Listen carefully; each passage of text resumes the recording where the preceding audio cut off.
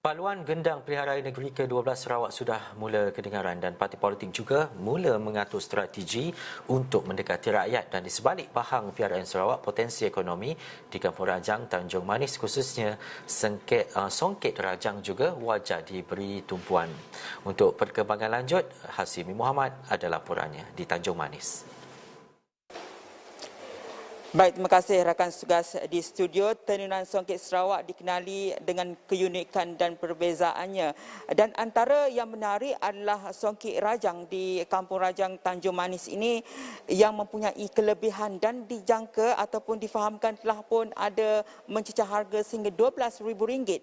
Dan untuk kita melihat kepada keunikan dan bagaimana usaha untuk memartabatkan Songket Rajang ini bersama dengan Esra Awani ketika ini pengerusi Kumpulan Tenun Songket Rajang Hajah Sa'anah Haji Suhaili. Terima kasih Hajah kerana bersama dengan Esra Awani. Sama-sama. Hajah, pertamanya kita melihat kepada mungkinlah sejak bila lagi kalau boleh diceritakanlah kebangkitan ataupun pengenalan Songket Rajang ini. Ya, kita sejak bermulanya Songket Rajang ini dalam 24 tahun 24 bulan 4 1991 sampai sekarang dah 31 tahun lah. Dan ketika ini Hajah, berapa ramai yang terlibat secara aktif untuk mengekalkan warisan tenunan Songket Rajang ni? Pada mula-mula tu memang 19 orang. Lepas tu naik ke ada yang 19 orang tu, ada yang dalam 3 tahun tu ada yang terus tak nak lagi, dan masa tu ada yang baru masuk, adalah 21 orang. Lepas tu keluar masuk dan sekarang tinggal 7 orang saja lagi. Dan kelebihannya seperti mana kita maklumkan ada yang mencecah RM12,000. Ada jugalah range harganya saya difahamkan ratusan ringgit saja. Mungkin perbezaannya kenapa ada ratusan ringgit, kenapa mencecah RM12,000 Hajah? Ya, untuk harga yang biasa-biasa tu dalam harga 800 tu macam simple aja. Tak ada banyak bunga, dan yang mencecah ke 1,000 ke atas lah sampai ke 12,000 tu, yang motif dia agak mencabar juga. Masa membuatnya agak lambat dan memerlukan masa dalam 3-4 bulan untuk menyiapkannya.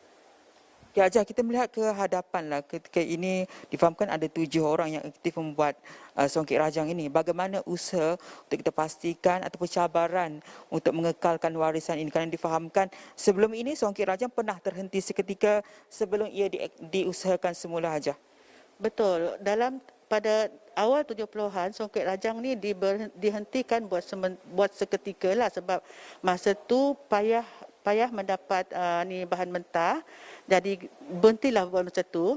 Dan pada awal tahun 80-an dan pihak SEDC datang ke kampung saya. Di situ dia membuat kajian siapa yang pernah membuat songket pada masa itu, termasuklah ibu saya dan beberapa orang kampung ni. Dan di situ masa tu ada orang bawa borang untuk diisikan. Lepas tu kita carilah siapa-siapa yang nak belajar membuat songket, termasuk saya dan rakan-rakan saya. Pada masa tu 19 orang lah. Dan macam itulah. Hajah, ini menjelang pilihan raya ni nak tanyalah juga, ada ke golongan-golongan VIP kenamaan ataupun sebelum pilihan raya ke dari Semenanjung membuat tempahan Songket Rajang ni? Untuk pilihan raya kali ni kita ada buat 2 untuk VIP kita.